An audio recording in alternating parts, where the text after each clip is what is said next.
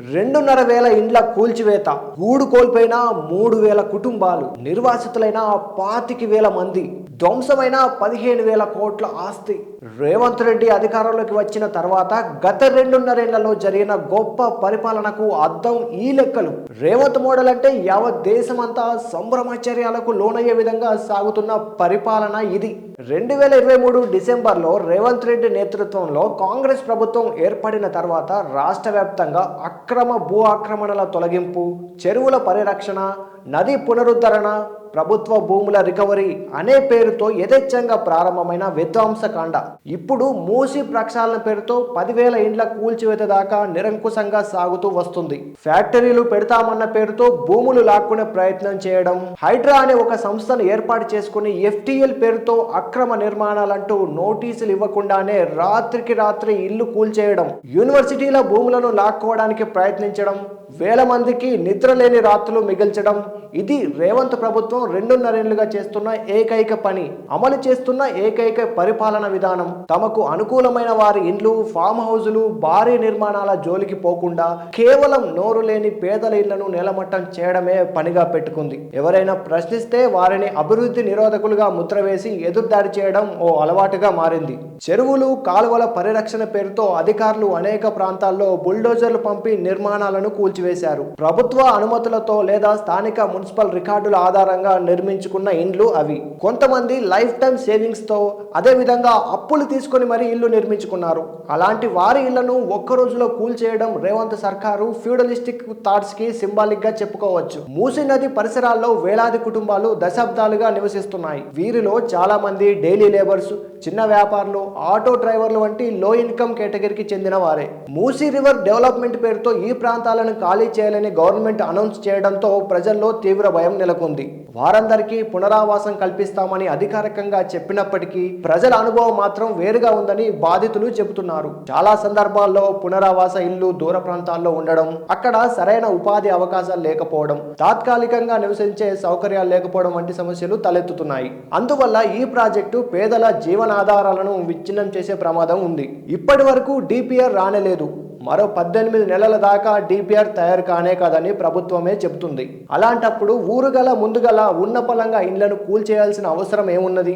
మరో 10,000 ఇండ్లు కూల్చివేతకు గెజిట్ కూడా ఇచ్చేశారు. DPR వచ్చిన తర్వాత దాని ప్రకారం ఏ పరిధిలో ఏం చేయాలో నిర్ణయం తీసుకోవచ్చు. DPR ప్రాథమికంగా కూడా తయారు కాకుండా ప్రజలను భయాందోళనకు గురి చేయడం ఏ మేరకు సమంజసమో అర్థం కాదు. ఇక ఖమ్మం జిల్లా వెలుగుమట్ల ప్రాంతంలో జరిగిన భారీ కూల్చివేతలు 1000 కుటుంబాలను రాత్రికి రాత్రి రోడ్డున పడేశాయి. ఇది నేషనల్ ఇష్యూ కూడా అయ్యింది. చాలా వరకు నేషనల్ మీడియా ఈ ఇన్సిడెంట్ పై స్పందించింది. భూదాన్ ఇండ్లు దాదాపు 1000 వరకు కూల్చేశారు. ఈ చర్యతో సుమారు 5,000 మంది పేదలు నిర్వాసితులయ్యారు. భూదాన్ భూములను ప్రభుత్వ భూమిగా చూపించి నిర్దాక్షిణ్యంగా కూల్చివేశారు. కనీసం ఎలాంటి నోటీసులు ఇవ్వలేదు. పునరావాస ఏర్పాట్లు కూడా చేయలేదు. ఉన్న ఫలంగా రోడ్డు మీదకి తెచ్చిపడేశారు. ప్రభుత్వం ముందస్తు చర్యలు లేదా సరైన పునరావాస ఏర్పాట్లు చేయకుండా దూకుడు చర్యలు చేపట్టడం వల్ల పేదల జీవితం తీవ్రంగా దెబ్బతింది. ఇలాంటి చర్యల వల్ల కేవలం ఇల్లు మాత్రమే కాదు, ప్రజల ఆర్థిక స్థితి కూడా దారుణంగా ప్రభావితం అవుతుంది. ఒక చిన్న ఇల్లును నిర్మించడానికి చాలా కుటుంబాలు జీవితకాల పొదుపును ఖర్చు చేస్తాయి లేదా అప్పులు తీసుకుంటాయి. ఉన్న ఇల్లు కూల్చివేస్తే ఆ కుటుంబాలు రోడ్డున పడతాయి. అదే సమయంలో ఆ ఇళ్ల కోసం చేసిన అప్పులు తీర్చలేక ఇబ్బందులు పడతారు. ఈ నేపథ్యంలో కూల్చివేతలు కేవలం భౌతిక నిర్మాణాల నష్టం, అంటే కేవలం ఒక భవనం మాత్రమే కూల్చివేయడం కాదు, ఓ కుటుంబాన్ని కూల్చివేయడమే. అంతేకాదు ఈ కూల్చివేతలు సామాజిక ఆర్థిక సంక్షోభానికి కూడా దారితీస్తుంది. ఈ విషయాన్ని కూడా ప్రభుత్వం గుర్తించడం లేదు. లగచర్లలో గిరిజనుల భూములను లాక్కోవడం, central university, Abdul Kalam university, business school భూములను లాక్కోవడానికి ప్రయత్నాలు చేయడం, నోటీసులు జారీ చేయడం వంటి పరిణామాలన్నీ కూడా రేవంత్ పరిపాలన ప్రాధాన్యతలేమిటో చెప్పకని చెప్తున్నాయి. రాష్ట్రంలో ఎక్కడ భూమి కనిపిస్తే అక్కడ ఏదో పేరుతో బకాసురుడిలా భక్షించేయడం, అభివృద్ధి పేరుతో రియల్ ఎస్టేట్ వ్యాపారులకు, బడా వ్యాపారులకు పెద్దపీట వేయడం మాత్రమే రేవంత్ కు పరిపాలనగా కనిపిస్తున్నది. ఇంతకు మించి ఏ ప్రాధాన్యము ప్రభుత్వానికి లేదనే స్పష్టంగానే తెలుస్తున్నది. తెలంగాణలో కూల్చివేసిన వివరాలు ఒకసారి చూడండి. జనవరి 2024 హైదరాబాద్ జూబ్లీ హిల్స్ లో చెరువు FTL ఆక్రమణ తొలగింపు పేరుతో కూల్చిన నిర్మాణాలు 35. ఈ చర్యతో ప్రభావితమైన కుటుంబాలు 40. ఫిబ్రవరి 2024 రంగారెడ్డి గండిపేట చెరువు భూమి ఆక్రమణ పేరుతో కూల్చిన నిర్మాణాలు 48, ప్రభావితమైన కుటుంబాలు 60.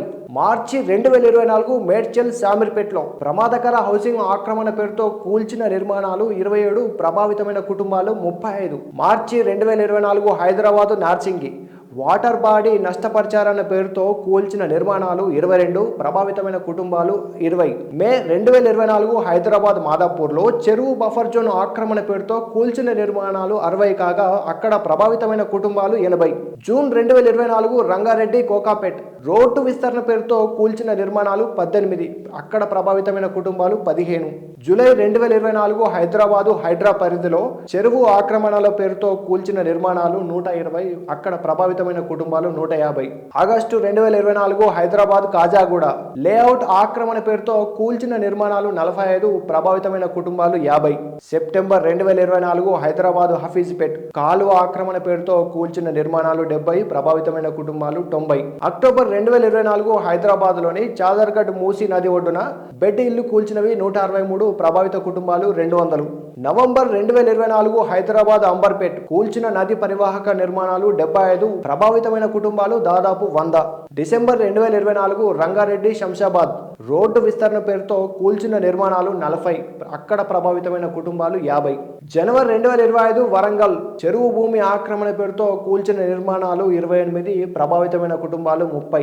మార్చి 2025 సంగారెడ్డి ప్రభుత్వ భూమి ఆక్రమణ పేరుతో కూల్చిన నిర్మాణాలు 33, ప్రభావితమైన కుటుంబాలు 40.